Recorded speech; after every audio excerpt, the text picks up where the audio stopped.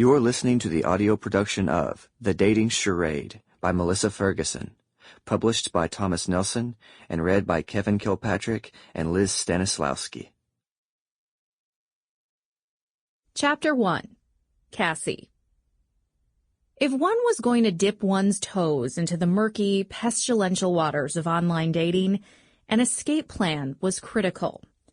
Fake emergencies worked on occasion. You know, the gasp as you take a phone call and dash out the door to an imaginary emergency with an imaginary friend. But in general, Cassie found the method too cliché and utterly devoid of, well, imagination. Besides, whenever she needed to make a hasty exit, her dates usually saw through such tricks.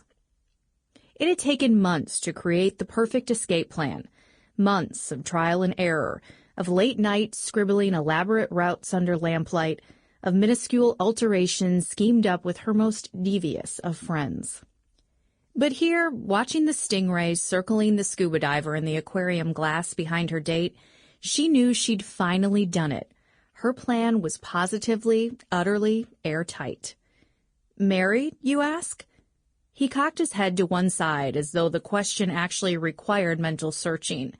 His thin lips pressed together, resembling the fish floating behind his head. Yes, are you married? Cassie's eyes ticked to the culprit, the ring finger on his left hand. The tan line was minimal, almost non-existent. His nails were clean, and in Cassie's mind, nothing good ever came from a man with immaculate hands. And yet, even if her eyes had wronged her on those matters, there was no getting around the slight indentation where a band would be and the slightest puff of the skin between ring area and knuckle. 2 minutes. After a year of online dating, she'd developed the ability to spot a rat in under 2 minutes. That deserved some sort of recognition.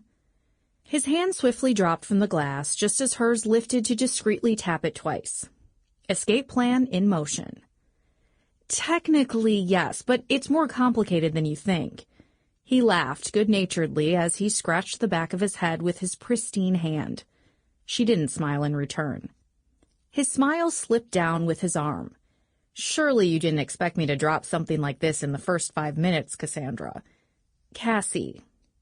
I was going to tell you, but I just couldn't live with myself if I scared you off right away. Not someone... He paused, momentously. 2 fingers drawn to his lips. Like you. There it was. The date had moved into stage 2. Overly sentimental compliments. Sample complete. Ready to continue?